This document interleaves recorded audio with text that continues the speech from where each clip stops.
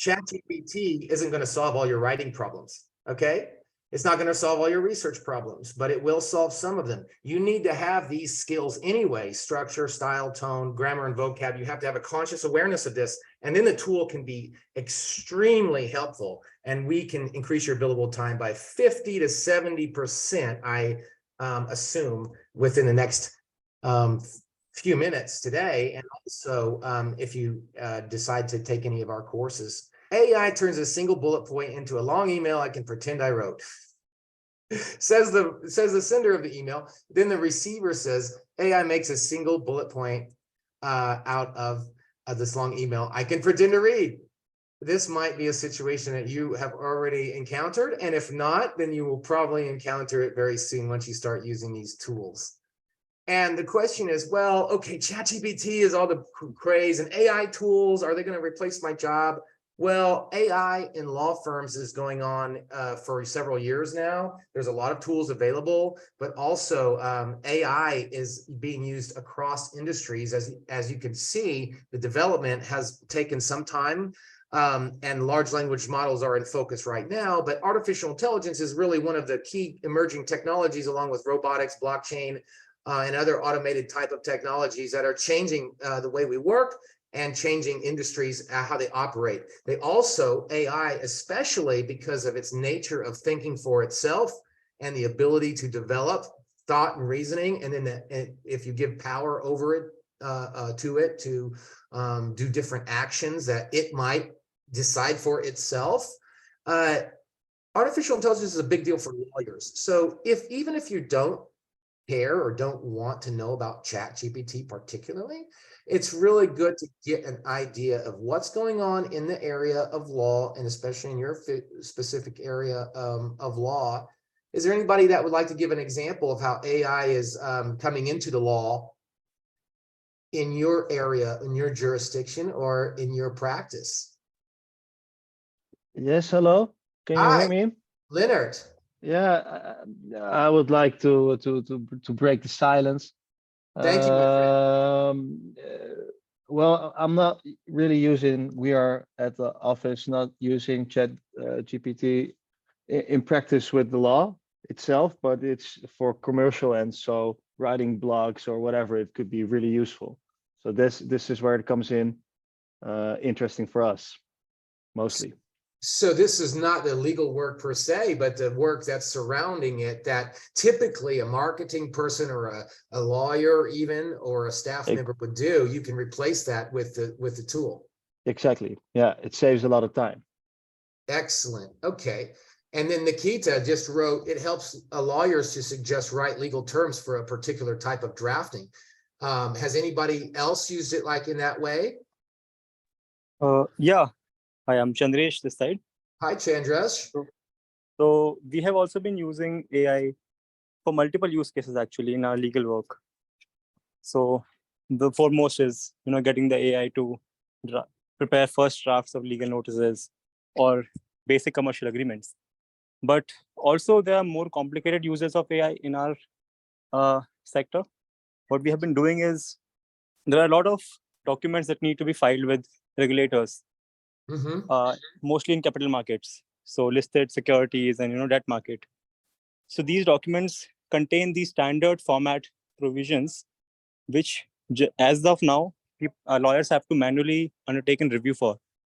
What we have been doing is, since there is a standard document to compare, standard boilerplate clauses and standard form agreements to compare against, we are using AI and training our own language models to compare against, these documents that need to be filed with the regulator.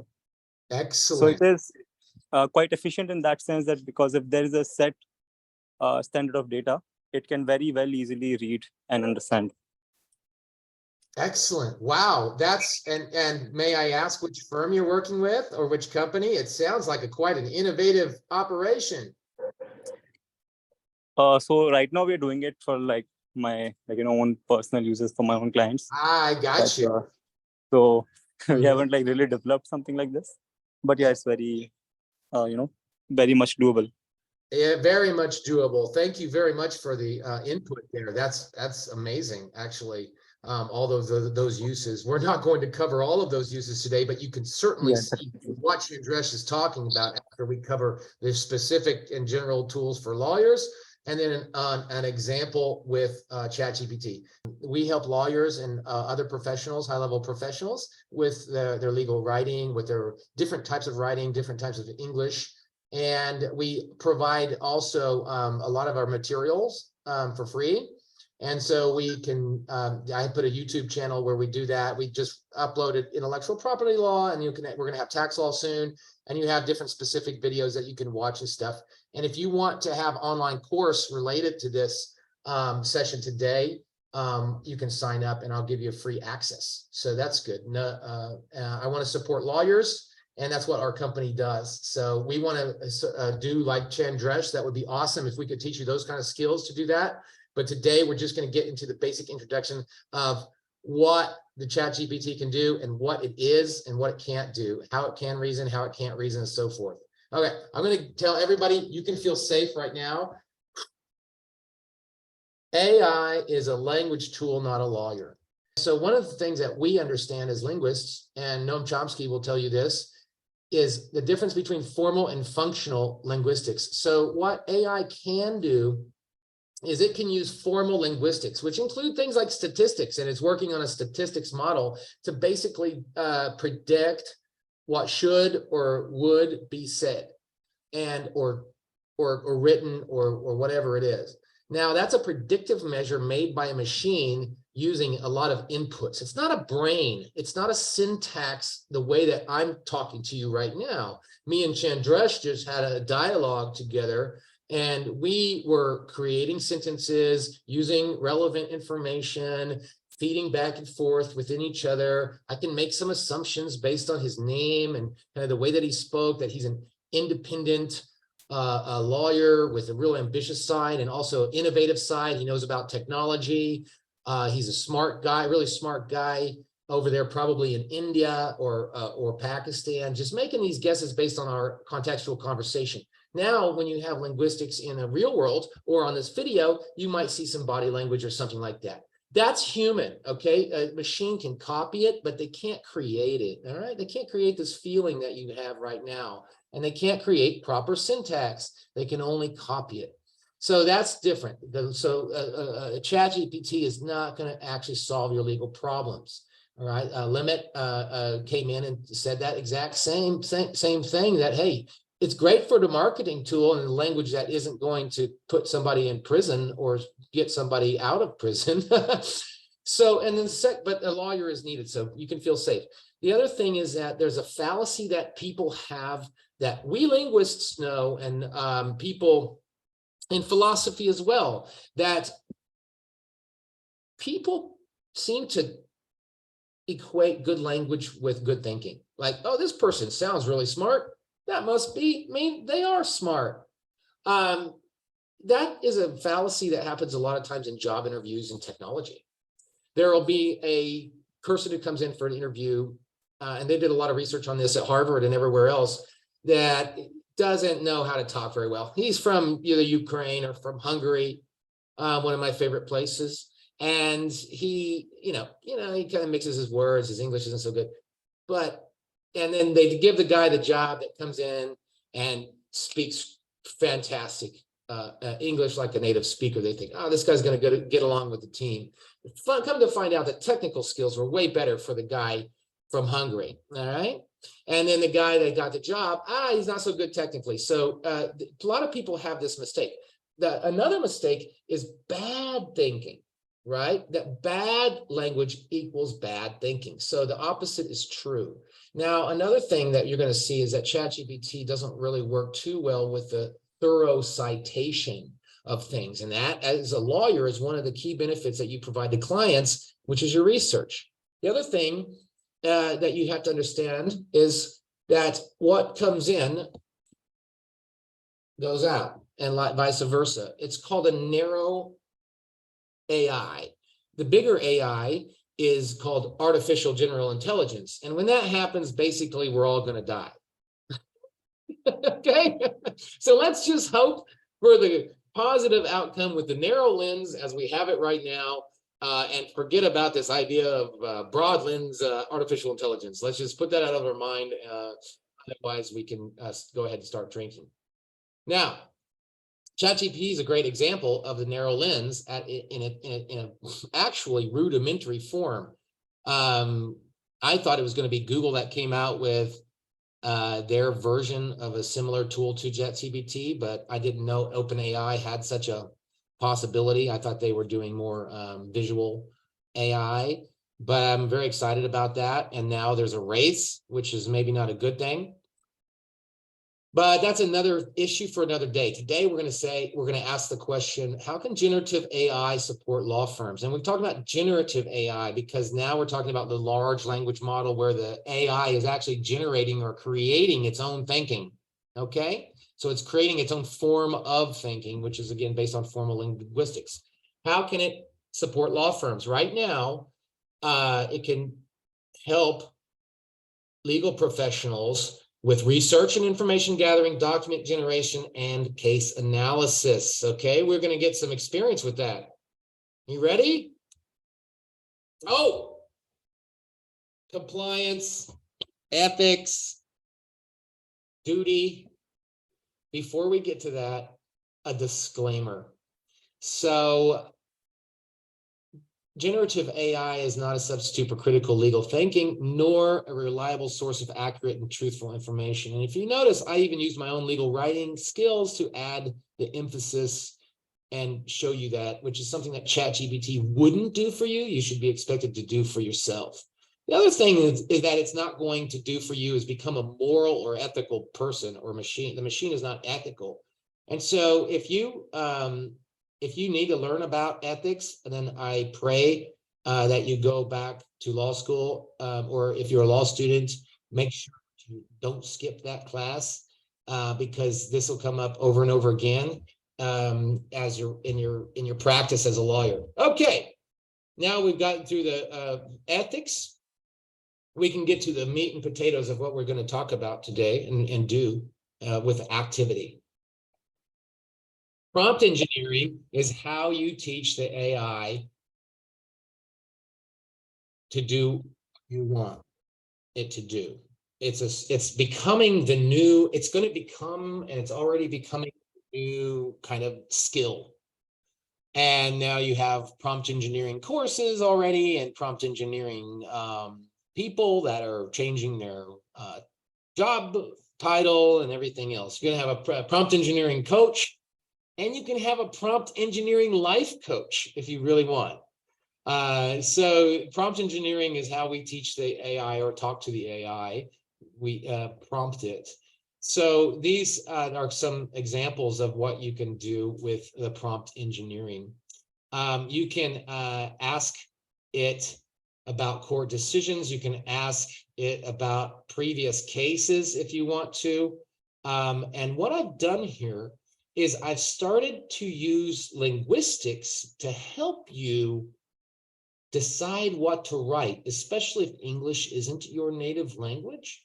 Then what you can do is use Noam Chomsky's idea of generative grammar. And this idea is where we can actually replace the words. So let's look at this document generation example. What other word could we put in the brackets or parentheses than draft?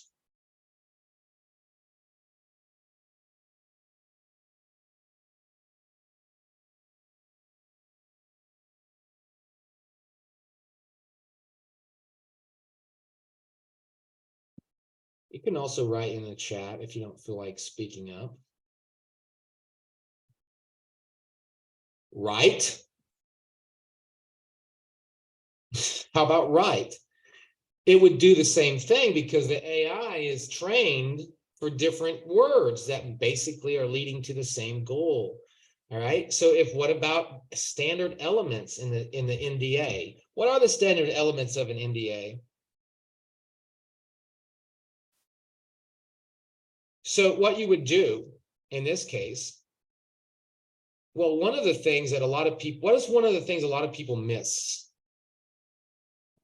When considering an NDA, let's challenge some real lawyers in the room.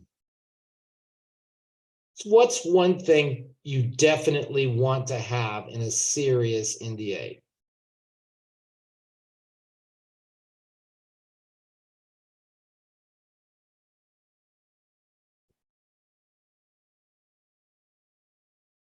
Some enforcement, right? So it doesn't matter if, sorry, Specific performance, I guess. what, go ahead, what else? You would have a specific performance clause that, damages are not an sufficient or adequate remedy. So you would need a specific performance clause as well.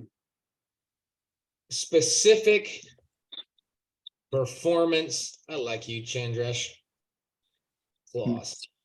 Okay, you need a specific performance clause. So if I'm just some random person saying, hey, I got a small business, I'm going to skip a lawyer, I'm going to have ChatGPT write me an NDA, and then they just put that, it's not going to have a specific performance clause. And so therefore, it makes the enforcement of the NDA completely irrelevant and useless. So therefore making the NDA useless, because if you say, oh, well, if you steal our intellectual property or whatever.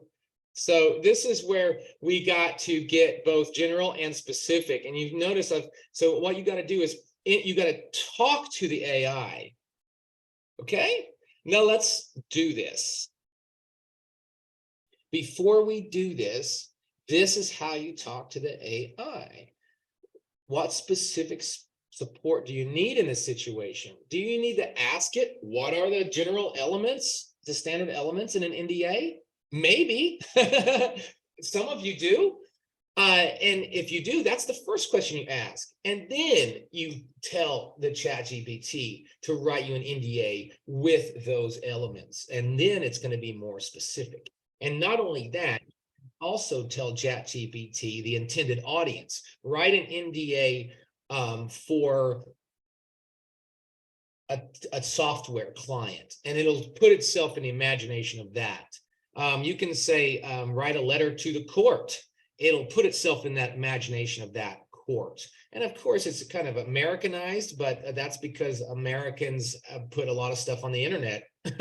And you'll find out that that's what ChatGPT and other AI uses, except in cases where it's a limited frame or a closed system. But we'll get to that in a few minutes. But you definitely need the list of points, your desired focus, format, style, intended audience, text length. Okay, you can add these things, and this is going to make it save you tons and tons and tons of time.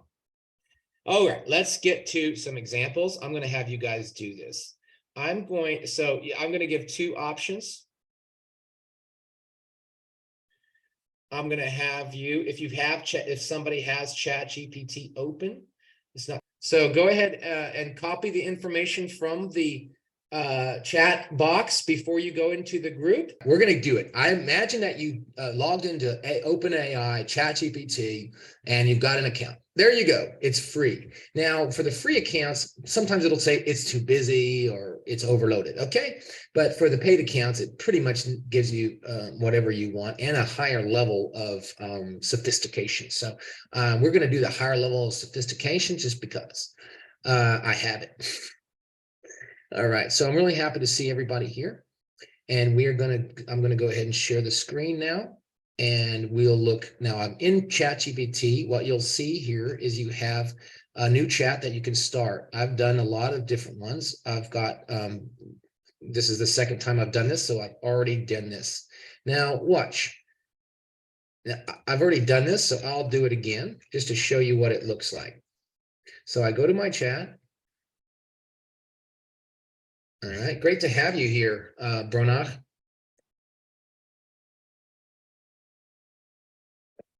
All right, so I'll go to my chat and then I say, President Trump, our good friend, President Trump. Then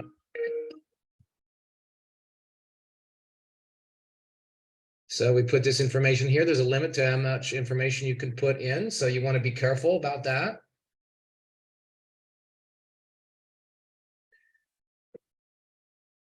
And so what it's doing, and I'll show you this, is what it does. It has a chain of thought. So it remembers what I put.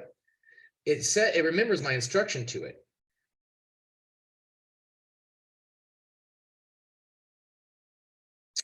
And so it already did it. And it's doing exactly what I asked it. It's giving me reasons. It's giving me concise reasons and good reasons, and the same reasons that I would basically give if I were handling this case. So I've used it as a helper, as a reasoning helper, and as an information helper to sift through quickly the information that I gave it and output what I wanted. There you go. You got a legal letter to Donald Trump. He might be needing it soon. He just got convicted in a civil court yesterday of sexual abuse or sexual assault. Sorry. Here we are back. Everybody's back. Hello. Hi. Welcome back. Welcome back. Okay. So what we did the same activity. Would anybody like to share their experience in the group? Yes, so just it was very interesting to see how different criteria of research can come out with different results. Here is Mara speaking. So it's really fundamental to pick up the right criteria.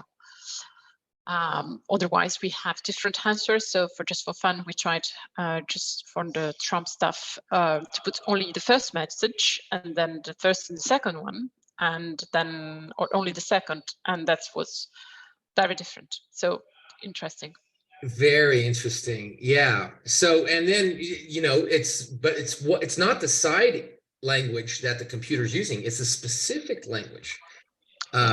Yes. And so what you're seeing is that it itself doesn't even know if it has the right answer. So it's giving you throwing out different options because it says, well, I'm not your brain. Interesting. Okay. Is there other feedback? Very good feedback about the differences that people receive with each slightly different input.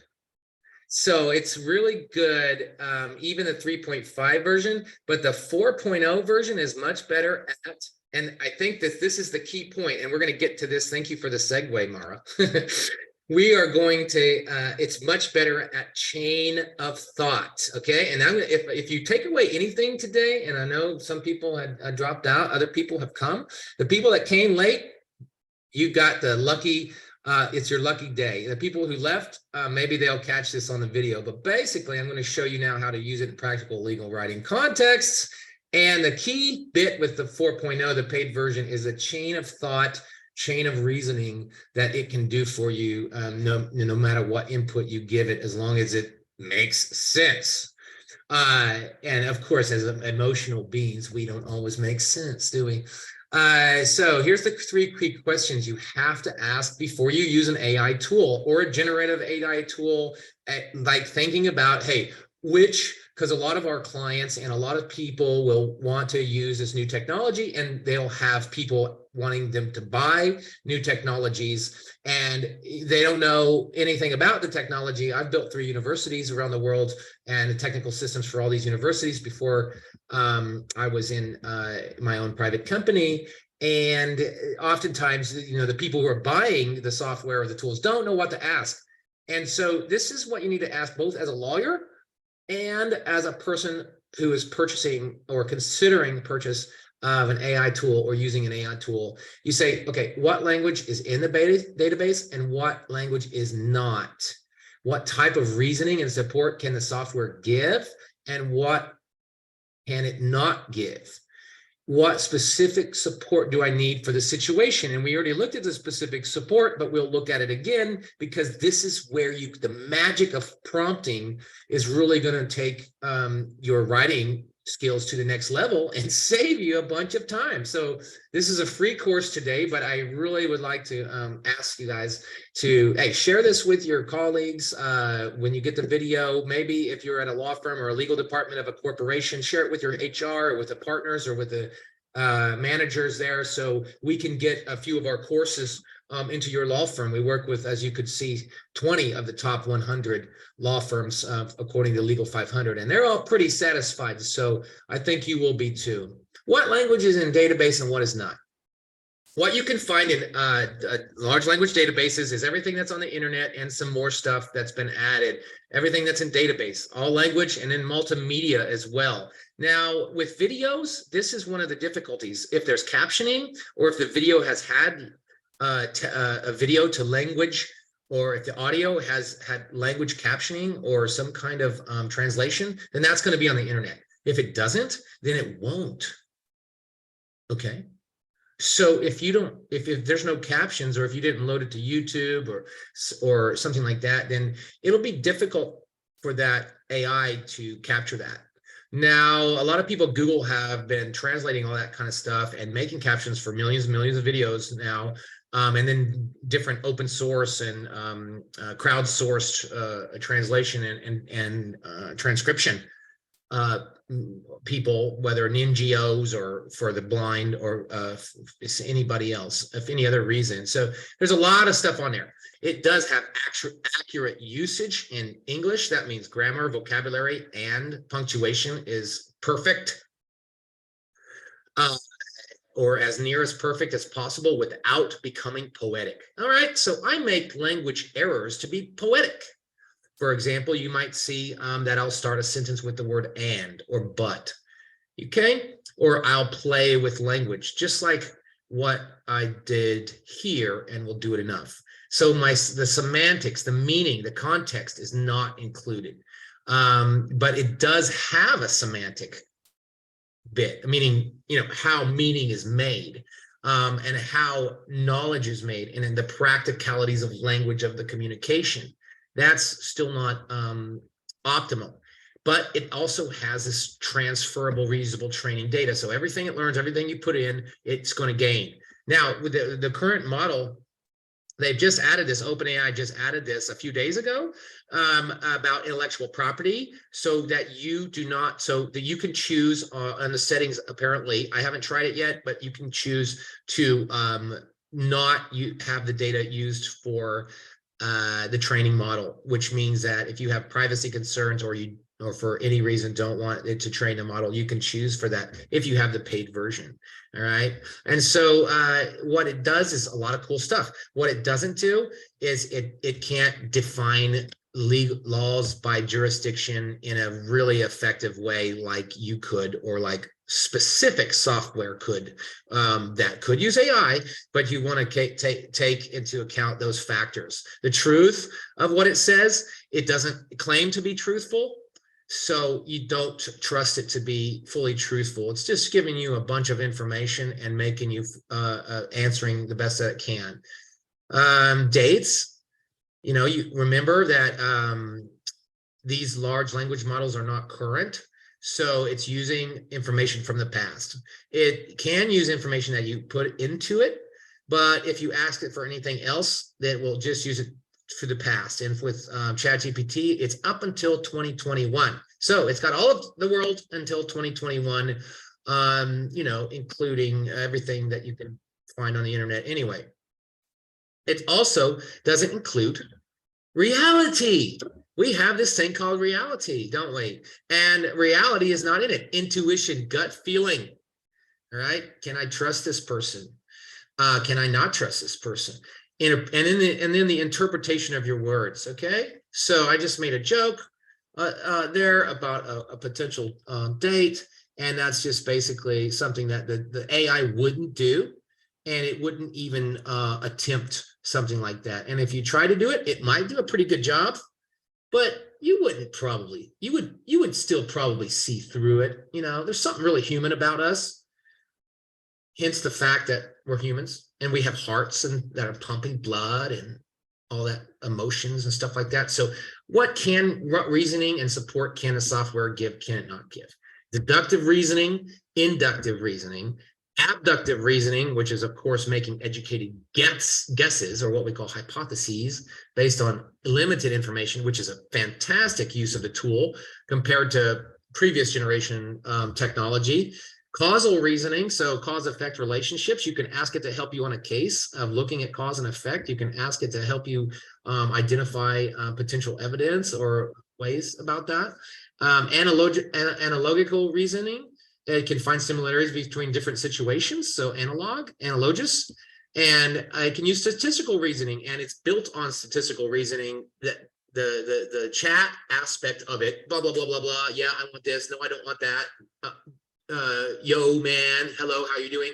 That's all built on statistical models with a human interface. So AI, basically, generative AI based on OpenAI, they had humans choose options to make this really kind of chat friendly. And that was the magic sauce, as well as the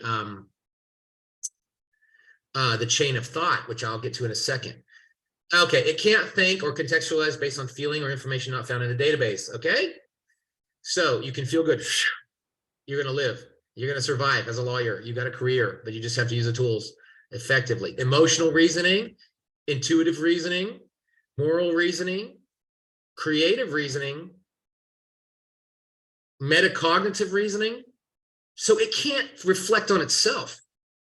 Hey, ChatGPT, you just said something racist. Okay. So what? I'm sorry that I said something racist. What would you like me to say? And so, we might want people to be like like AI sometimes, but actually, it's really good to be able to reflect and think. And that's one of the concerns that people have overall about AI taking over the world or killing all of us, is that it will reason that it's better that all humans are wiped from the earth in some weird science fiction. All right, so its responses are limited by quantity and quality of the data that it's been trained on. Keep that in mind. Never forget.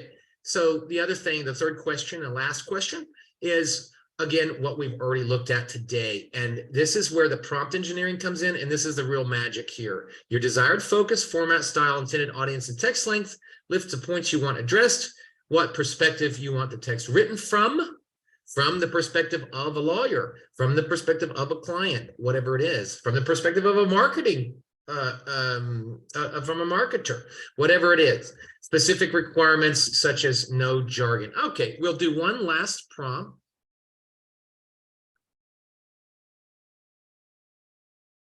Because I think it's funny. All right, so if you're here, we'll just do this together. Let's say I run a language school, an online language school around the world, and I offer tutorials. And this is a real case because our company provides full confidentiality with all of our clients and all of the information that they share in tutorials in our classes. If you take a private class, and with our online material, it also comes with a 1-hour tutorial. So this is an actual thing that I would need. All right, so let's just imagine, how specific did I get with this? I said all of the necessary elements. Now, I didn't write this. Somebody else wrote it, actually a non-native speaker. I just wanted to check. So we have a new chat. Is somebody doing this, I hope? So we said draft, we could put write. Again, you could have different documents, and then you could have between company A, and then what it does, how specific you can go. It will understand basically whatever you write.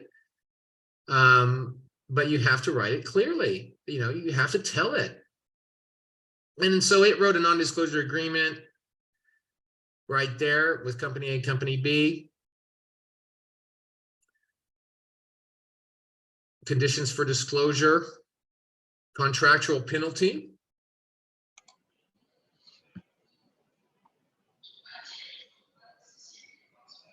Okay, and you have some stuff to fill in, of course. So it creates a boilerplate.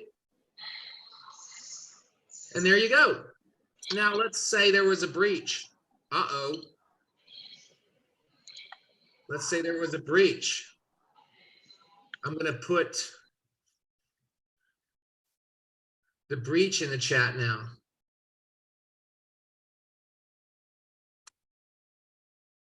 Company A sues company B for breach Okay, now I'm going to put it here. Company A sues Company B for breach of the NDA. B disclosed business secrets by telling an employee of Company C about A's new technology. You are to claim at Company A and want B to pay the contractual penalty in the amount of 10,000 euros. Write a persuasive summary for the written pleading. Now you can even ask ChatGPT to say, make it general or add brackets, and then you can fill in the names of the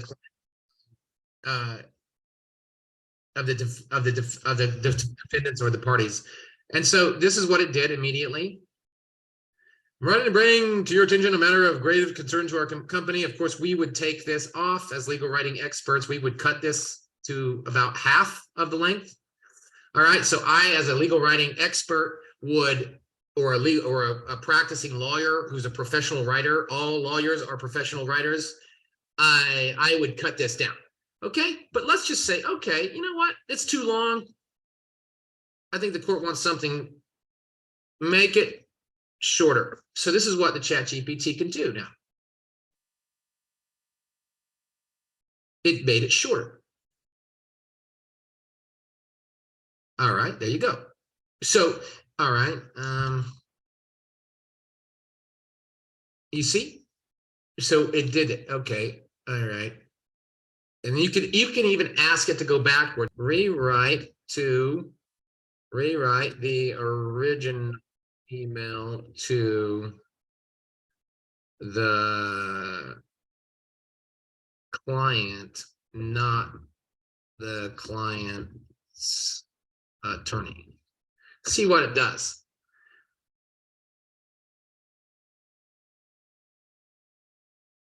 Your new, see, there you go. Come to our attention that you pay. Okay, so pretty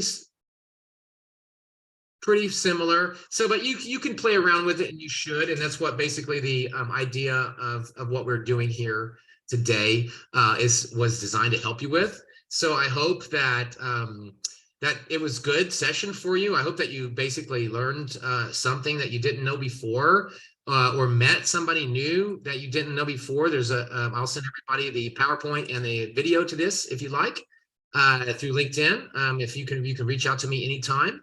And just a last reminder that it's not a substitute. ChatGPT or any other AI tool is not a substitute for critical thinking or accurate and true information. Just keep that in mind as you use it for all these different purposes.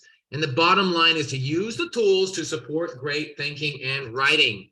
We've talked about the generative AI risks and potential, practical examples and use cases, and then the 3 key questions that you'll have to ask whenever you take on board anything like that. So there's a contact information. If you want to set up a meeting with me, just put Josh in the notes and you could talk to me directly. Other than that, please feel free to join me on LinkedIn. I put my LinkedIn address there, but also Synergetics, our company, is where we will post pretty consistently about every month some new cool legal writing stuff for your English. And that's it. Thank you very much for the time. If